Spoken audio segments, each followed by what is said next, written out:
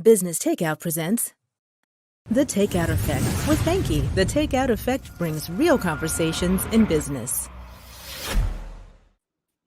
Welcome to The Takeout Effect. The Takeout Effect brings real conversation in business.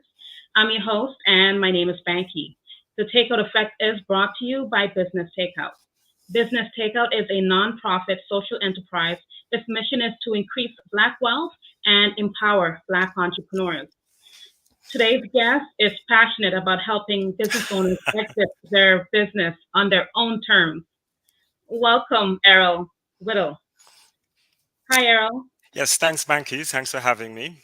Yes, I'm very passionate, and I'm happy to be here, sharing the stage with you. I think you're doing a great job, and it's good to have another medium to get the message out. Yes. And we have so much to discuss today. We're going to discover your entrepreneurship journey. We're going to talk about generational wealth, having an exit plan for your business. We're going to talk about COVID-19 and so much more. But before we do that, let's get a message from our sponsor.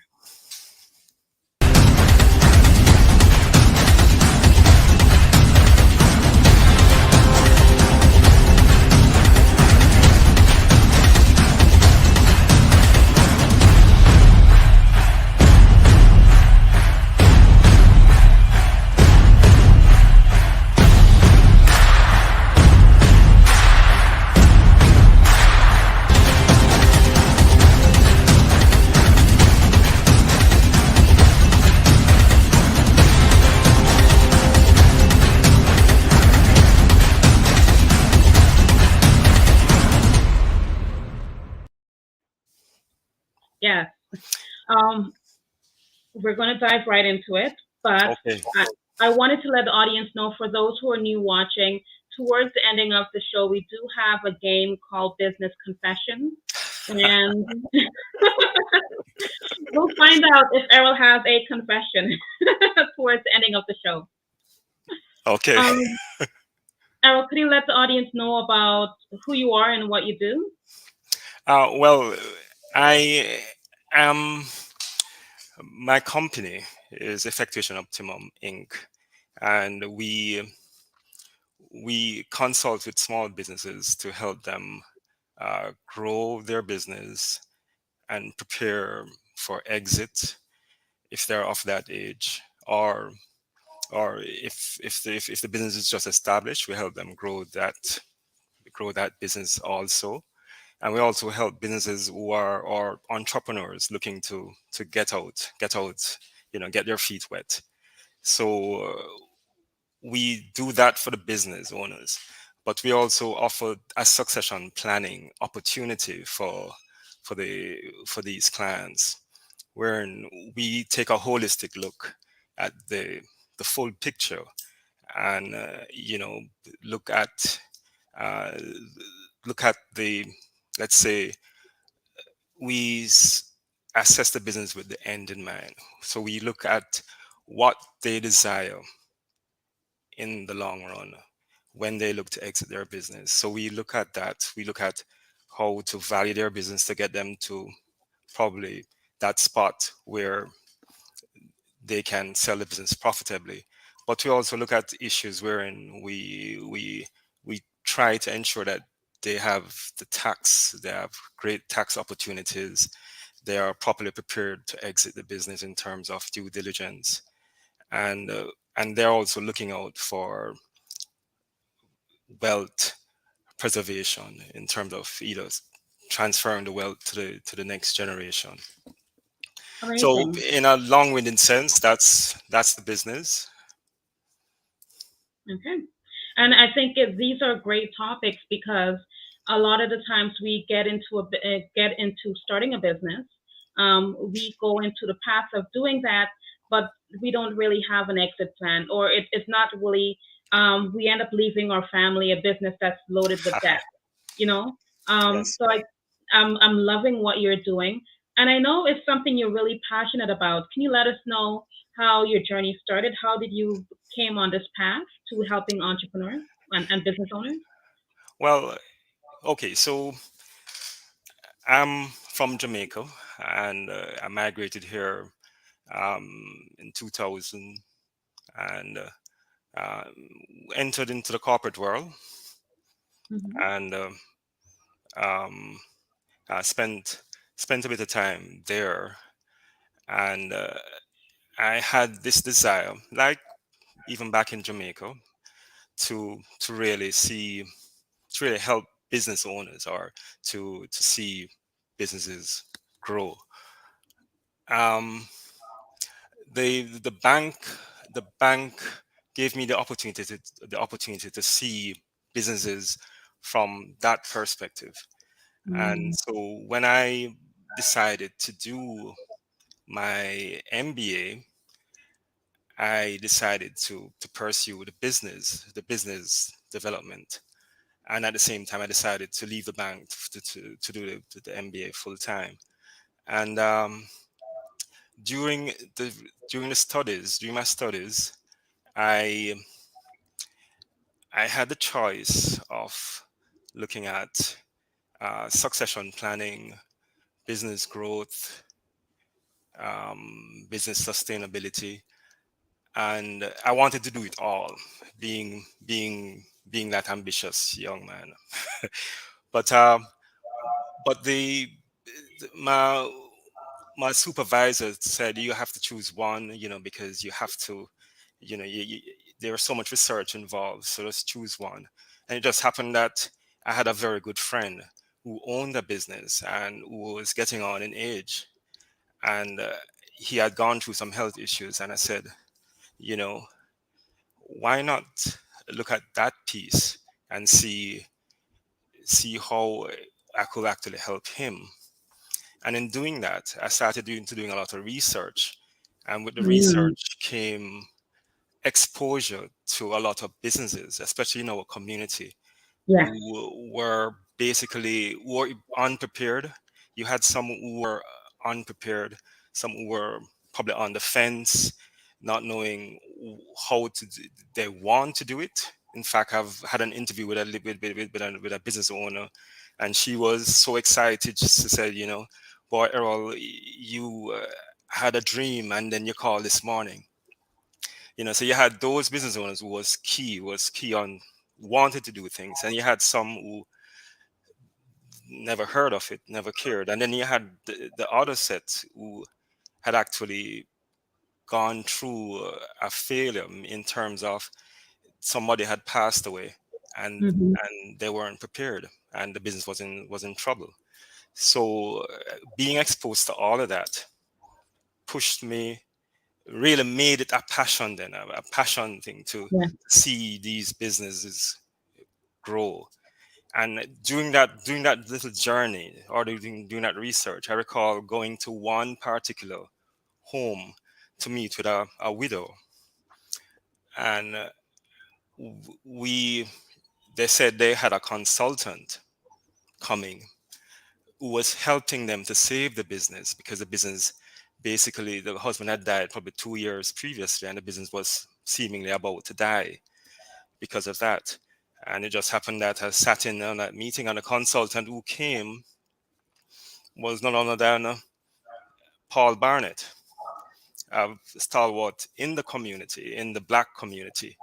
And uh, and he was so happy that I was pursuing that, because he was very passionate about our, was a community preparedness for like wills. People are dying without having a will, and he was very passionate about that. And then, and here am I, passionate about the business side. Mm-hmm. And he said, Errol, you know I mean, we developed a relationship since. He's a virtual mentor now. But he Nice. said, we should take this thing on the road. That was just before COVID.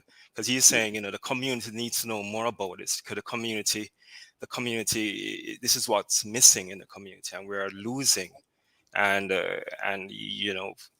And it brings me back to this point where I'm really very happy now we have another platform to speak to it. Yes.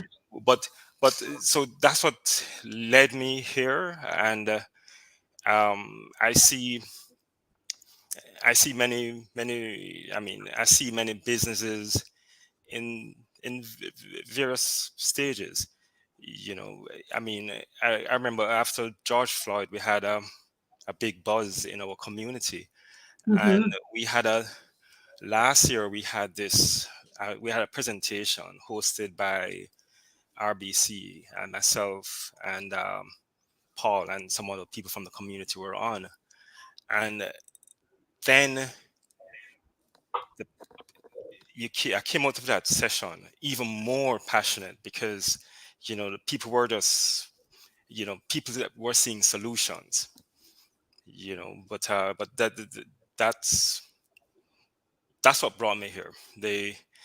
I mean, if you see the percentages in terms of people being unprepared, and then you see it in the Black community, you see we are way behind, and it leads to things like a gap in our wealth, you know, Yes. and because we don't focus on the intergenerational wealth, and so this business is intended, effectuation optimum is intended to be one of the catalysts to help that to help us progress to that point.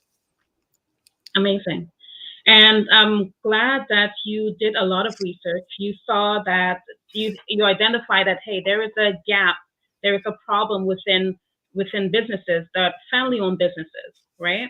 Yes. And you identified like which type of businesses one may not have known about it, another might know about it and not take any action towards it, and some might have been through the process but may not have gone about it the right way, which I think is really important. Want to go into what you offer in more detail, but I also want to talk about COVID-19, how a lot of family-owned businesses wasn't prepared for it, and as a result, a lot of family-owned businesses has died. In the news this week was Randy's Patty. In the Toronto area, everyone knows about it. If you're in the Toronto area, it was around for 40 years, right? And it's a family owned business. And, you know, how can I know that COVID is a different scenario altogether, meaning that it's not something that was in the books before 2020, right? No one was anticipating a pandemic like this, right? So with COVID being out of the way, how else can businesses prepare? Well, Um, COVID for the businesses that will survive, and businesses are going to survive, and some will fail, unfortunately. But for those who survive, this is a lesson about being prepared, because the businesses that weren't very resilient they were not resilient because they didn't have the right structure, they didn't have the right business model. The business model was not set in a manner that allowed them to, that overused word, pivot. yes. you know uh, but I think now, moving forward, we can take the lessons learned and apply these lessons. Do a plan, have a plan in place to ensure we fully understand our business model and can find ways to make our business resilient. There's a term they call building your business to last, from Hmm. Jim Collins, one of the famous business authors. And we as a community, we have to change our mindset. We have to focus on really ensuring that of the business we have, or what we have left following COVID, is something we can look at and build and make a solid foundation for growth, so our family can benefit in the long run, and then in the process, intergenerational wealth. We may lose a lot. We may lose a lot of wealth following COVID. I mean, the fallout is not done yet. Mm-hmm. The fallout is not done yet, because now the all the all the government aids are now about to dry up, and the banks probably won't be so lenient again, and Mm-hmm. the rent, the landlords won't be so lenient moving forward. That's So true. so we run the risk of seeing a lot more failures in the next year or so. But let's hope, let's pray. Yes, and keep our fingers crossed. Yes. Um, you do a business health assessment for your clients. What does that entail?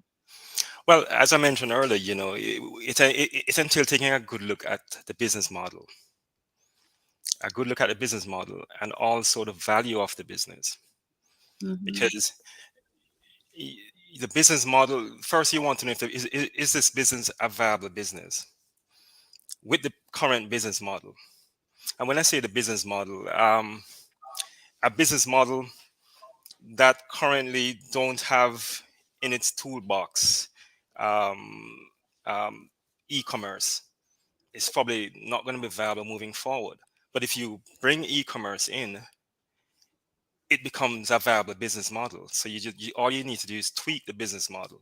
So a health assessment, take a look at things like this. It look at whether the business model allow you to be efficient, to be cost effective, and so we look at those things, whether there are weaknesses in those areas. There are opportunities for growth, and then we find ways to develop those.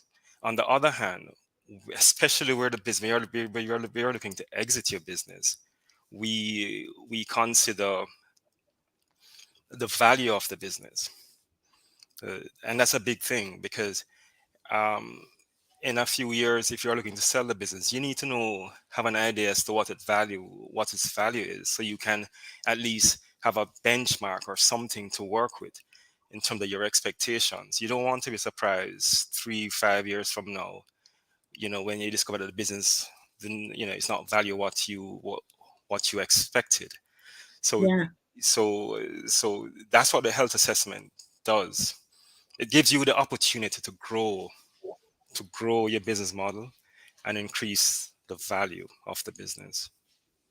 Yes, because a lot of people would think of, starting a business and passing it on to their family, or you can start a business and sell it and have that be Yes. what you pass on, right? Um, Right. so I'm just looking at um, business improvement and transition. I wanted to talk about that. But before we get to that, I wanted to ask you about the business model that you've mentioned, where you go in and you look at the value of the business and what can be tweaked to improve the business. Do you also look at the system and processes that are in place and looking at what can be automated or what can be more done a different way to be more efficient? Yes, yes, yes. That's Okay. all part of the business model. The business model is it's really the heart of the business. And it entails all these things. It entails how you process, how the processes you have in place to to meet your client needs. So we have to look at the processes, and that's where you consider whether the processes maybe you may have the need for automation. Okay.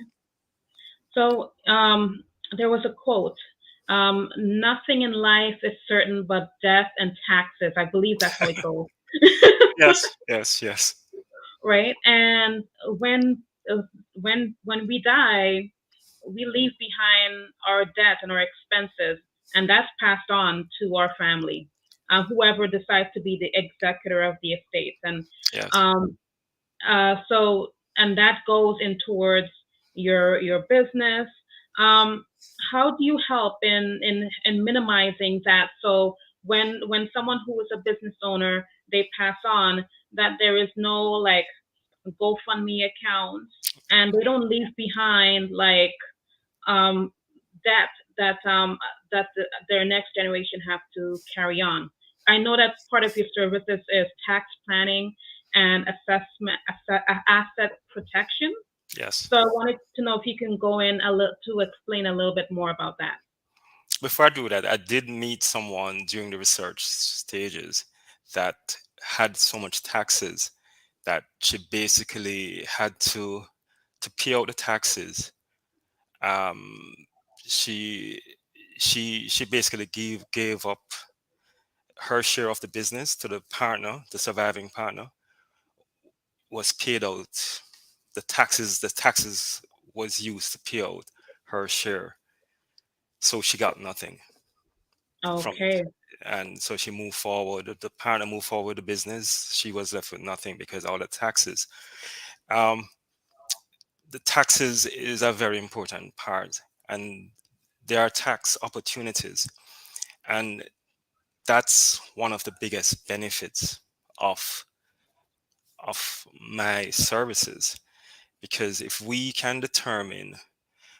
do a valuation of the business today and we determine that probably in 5 years time, with some work we can make this business value x amount of money, we can also at that same time determine whether we can save some taxes. There are tax exemptions which the CRA gives. It's not a loophole. The CRA is giving it to us. Mm-hmm. It's called the lifetime capital gains tax exemptions, wherein business owners have a certain limit um, of income from the business that they can get tax free. But you have to meet certain guidelines, certain criteria which the CRA stipulate. And one is you have to own that business and meet these criteria for a minimum of 2 years. Mm-hmm. So, and the criteria now is to have the business over that period have 50% of the assets being dedicated to the operational aspects of the business, because businesses sometimes you have a business, and if you're doing very well, you have an opportunity to invest the money, because yeah, Yeah. you can create more wealth by investing the money instead of having the money sitting in the cash account. So you invest the money, but over time those investments grow, and you end up wherein the investments have grown so much that it actually outvalue the The the money coming in. money in the business. Yeah. So Mm. so and it could exceed 50% of the value. In that case, you won't meet the criteria. So you have to pay the full taxes, because then the business will be seen as by the CRA as more of an investment fund than it is an operational business. So we do this thing we call purification, where Mm-hmm. we remove some of these investments and align the business in a manner to meet the criteria. So we could create a holding company where you funnel the money up to the investment money. So in essence, you purify the business. And the thing though, on debt, if you do pass away before giving away the business or handing off the business to your loved ones, or you choose to sell the business, at that point there's the criteria goes up to 90+% in terms of operational assets versus investment assets. So then, so you have to have a strategy in place from now, at least for 24 months, wherein we sit down at the table and we plan to ensure that for the next 24 months you meet that criteria, And Mm-hmm. by the time you're ready to exit or sell, you meet the 90 plus percent. Nice. And so that's the LCGE. You could also choose to to freeze to freeze your shares, or freeze the value. It's called a tax freeze, wherein you want to give the money to the children, where you want to pass it to the children. Taxes have no. I won't get into the details of taxes too much, but the tax situation recently have changed to the point where it's even more beneficial to pursue the lifetime capital gains tax for all business owners. But Okay. these are the things that you can plan. You have to plan. So, Yeah. and that's why now the wealth preservation is part of the tax saving represent the wealth preservation and asset protection, because you're not losing all this money. Okay. It could be up to $85,000 in taxes. And how can, if you were to give a tip, and this would be a business tip for having an exit plan for your business, what tip would you give for anyone who's watching right now? Um, I use the term um, from Covey, another business guru. Mm-hmm. Begin with the end in mind. Have get an idea of get it in your head as to what you really want to, what you want retirement to look like, or your exit to look like, and pursue that. Love it. Love it. I would say, so far, we've learned so much, right? Knowing how your passion started, seeing that you identified that there was a problem with business owners. There was a gap between um, having a business and how it actually execute, right? Right. Um, so that's one thing. Have the importance of being prepared, having a plan, having goals, and looking at your business model and identifying where you are right now, looking organically, holistically, like the word you said, at your present situation and looking at, okay, um, these are things that you can do to improve your business. These are the tax planning that you can do to really um, have asset protection, and also to ensure that you're leaving behind, or not ensure, but to really do your best to leave behind generational wealth, right? So Right. I'm loving everything that you spoke about today. What is I know we spoke about preparation before, being prepared, Mhm. and you know, um, if that would fall under due diligence preparation, is that the same thing? No, and that's another part of what I offer, because you have a businesses, when they go on the market, the longer they take to be sold, um, the, the more likely they are to lose value, because there may be reasons why they are taking too long to be sold. It's because the prospective buyers are seeing red flags. Now, being prepared, and they see red flags through due diligence, which means Okay. they do their due diligence, and they say, okay, something not right there, something not right there. I'm asking for this, I can't get it, I can't get this. The guys seem to be holding secrets.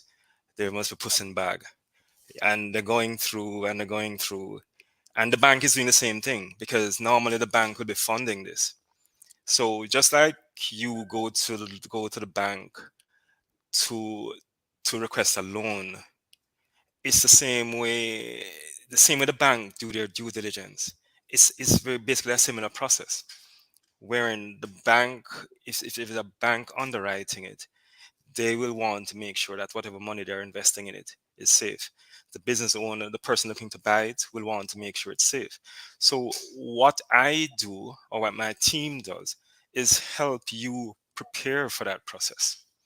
So we need, for whenever you go in front of that person come in and it's a hot lead, that person wants your business. If they say they want the financials now, you click a button and they have it. Yeah. You shoot it out to them. They want to see the records of something, you get it out to them. They want to see your employees contract, any arrangement you have with your employees to ensure that they won't leave after they take over. You send it off to them. Supposing you have suppliers or customers, because bear in mind, what business owners, what the potential buyer buys is future revenues. So Mm-hmm. the biggest concern of the buyer is whether or not these revenues they're paying for, because on the face of it, the revenues, you're paying for like 3 years of revenues, and that's basically the valuation of the business at a very high level. You're paying for 3 years worth of profits of the Mm-hmm. business. So our revenues. So if I'm going to pay you 3 years, whatever the value of 3 years profit is, I want to be sure that in that 3 years, as is, without any improvement, I'm guaranteed to make that. But due diligence may tell him that the the the source of revenue is not there. May not continue when he buys a business because the customer may be upset. Now, a part of the due diligence is to make sure that you put contracts or arrangements in place to at least prepare these revenue sources to continue, Yeah. because that's the biggest part of the due diligence. And I love how you're explaining it, because it's really putting me in the perspective of the buyer and what they're looking Yes, for, because yes, they're buying a business is that with hopes of it making money for them in the future, not for the money it has in the business right now. right, right. So that's really important for business owners who are looking to sell their business to really consider, and also um, having everything checked off. That everything that you need to make your business run effectively and fluently, that everything, the boxes are checked off. So when the new business owner takes it over, that they're not scrambling all over the place. Yes. One of the things you do with that, though, also to sweeten the pot, is you tend to offer, as you the seller offer yourself to, even on a consultancy basis, for 3 6 a year, That six makes sense. months a year, to help them smooth and get through the weeds better. Exactly, and that makes Yeah. so much sense to do that, because then the brand is still being upkept in the process. And there is Right. sometimes when someone takes over a business, the brands tend to go dive down because that the consultancy of the last business owner wasn't in place. Right. The continuity. You Yes, need some that's the level of word. continuity. We're about to go into the game. Are you ready for it? Yes, yes, yes, yes, yes. Okay, So is there a drum roll for this? for those who are new to watching, it's a game called Business Confession. I will give a business scenario, and you're going to tell me, Errol, if it's a lie or a confession. Okay, so I can lie. Yeah, you can lie. And I'll have to guess to see if it's a lie or a confession. Okay, okay. Go ahead.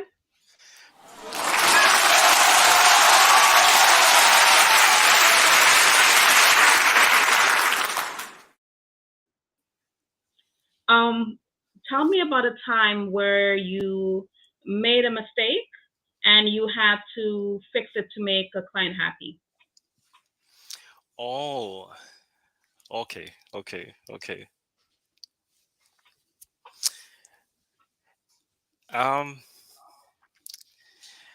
to be frank, I, I mean, I can't lie. I mean, what I've done, I mean, I've probably made mistakes wherein I, went down because sometimes you get lost in the weeds, right? Hmm. And I mean, my work entail getting into the accounts and looking, or making projections and things like that. So you're in the weeds a lot.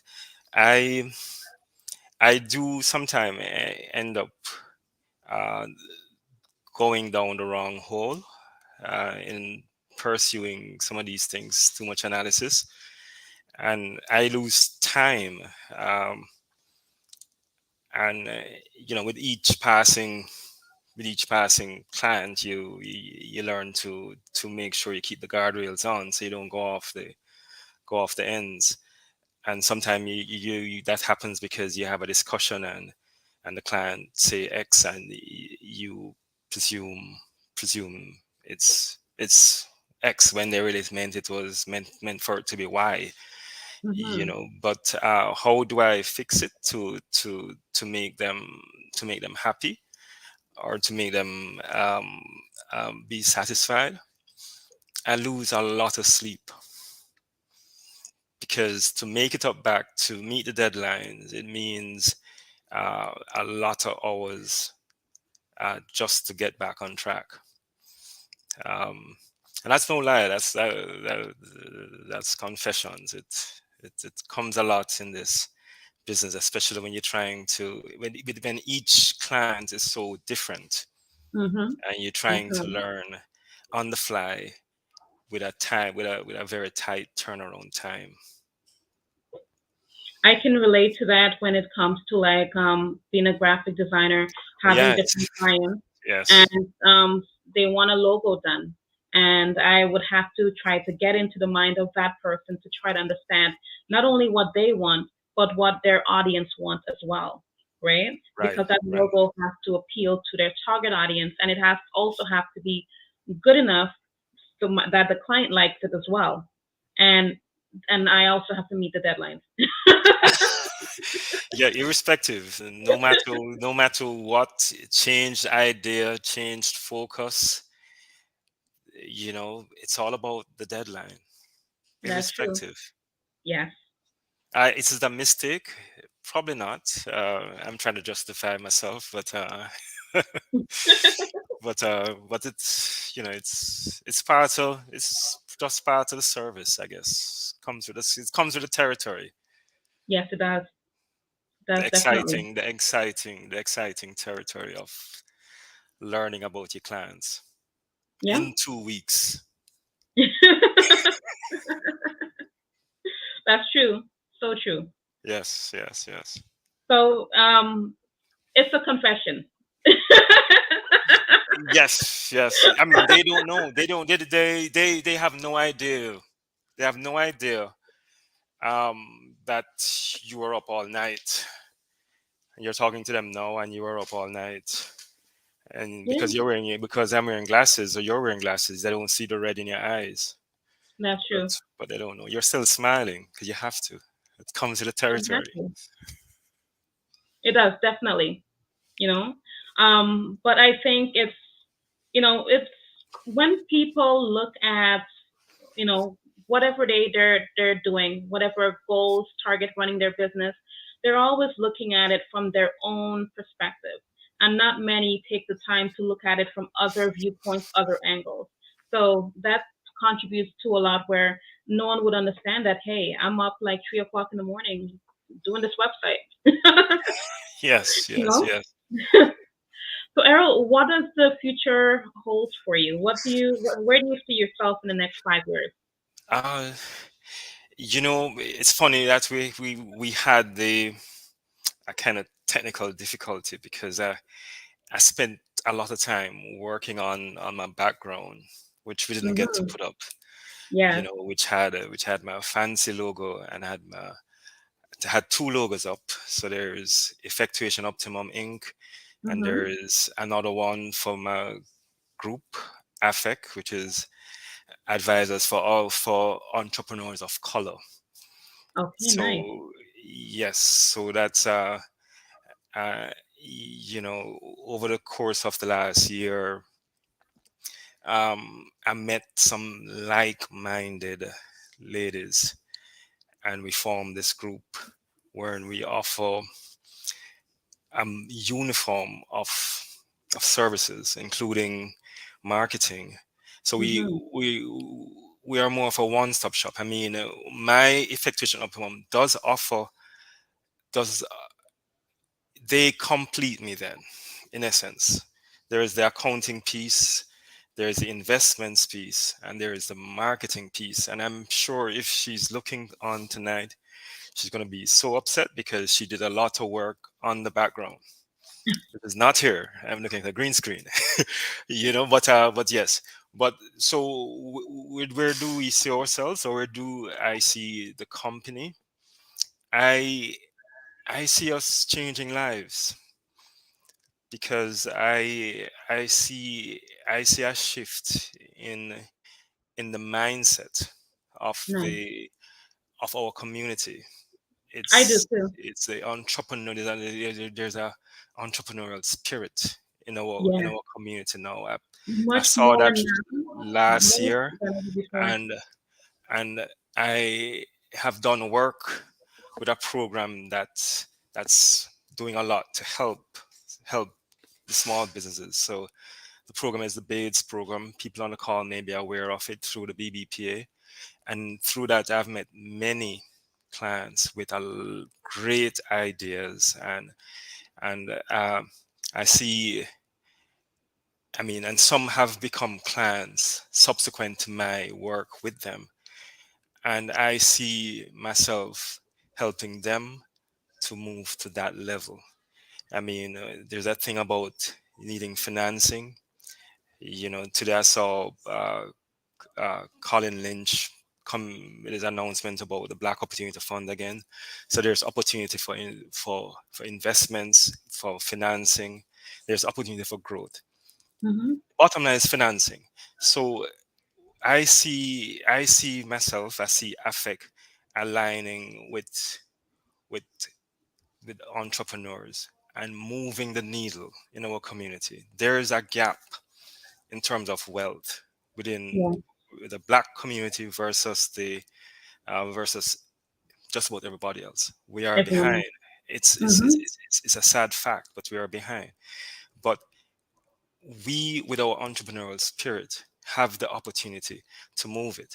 Now, if you have the spirit and you have a plan and you execute it, you get wealth. Yes. My job is to help you move the wealth to the next generation. And there'll be other people. We'll grow because people are seeing it. I see a lot of comments now about intergenerational wealth in our Mm-hmm. community. A lot of people are now talking about it. So we're going to be moving the needle. And myself, Afek, and I'll be remiss if I don't mention the ladies' names. Mm-hmm. Gisela, Cara, and Lorraine. I see us moving the needle in the future because we'll be part of that wave Nice. where the entrepreneurs are moving up and we are the ones helping them up. Lifting them, lifting them up. I love it. Yes. I love it. Thank you so much for spending your time with us today. How can someone reach you who's watching today and they would like to reach out to you? How can they contact you? Well, my email, they can reach me via email, LinkedIn. LinkedIn is probably best, but email will do, um, and phone. But my preference is email and LinkedIn. So Perfect. they can they will find me. Okay. They'll find me. And Banki, Mm-hmm. before I go, I really love what you are doing Thank you so much. because myself and I recall, as I mentioned earlier, when I first met, when myself and Paul, when we sat down, our thing was we need to find platforms to educate and change the mindsets, and we need that platform. The thing is, we are probably not like you, Mhm. who can, the podcast personality who gets out there. So we are very happy to get out with you and to to this. As Thank we, you. I think you're a great platform to get the message out. And I really appreciate that because before this podcast, I wasn't really much of a camera person. Ah, I kind of forced myself to be that person because I felt the importance of having the show. So thank you so much. yes, For yes. those who are watching, if you enjoy this episode, please like, share, and subscribe to our YouTube channel. Errol, it's been a pleasure speaking with you today. I've learned a lot from you, and I hope our audience did as well. And feel free to reach out to Errol Whittle on Instagram, and I'll put up his website again if anyone wants to go over to the website. Um, effectuationoptimum.com. Okay? And I must So, explain something here, yeah. if you indulge me a bit more. I met somebody recently, a service provider through the BAIDS program, and she said she saw the name Effectuation Optimum and said, "Aha! No, there's something to that name," and it Mm-hmm. came out of the MBA program I did. Effectuation is the means to get business done right. That's what it means. So I love it. that's the goal, and that's why that really strange name. It means getting business done the right way in the very simplistic form, which will work for our community. Yes, and that's the main reason why I created the whole platform was to increase the life of Black-owned businesses by going about having your business, running your business the right way. So I love the alignment. Yes, yes, yes. So thank you all for watching, and see you next week Thursday. Errol, you can stay on. Don't leave us yet. Okay. Okay, fine. And Bye, thanks for everyone. coming out, guys. Yes. See you guys next week Thursday.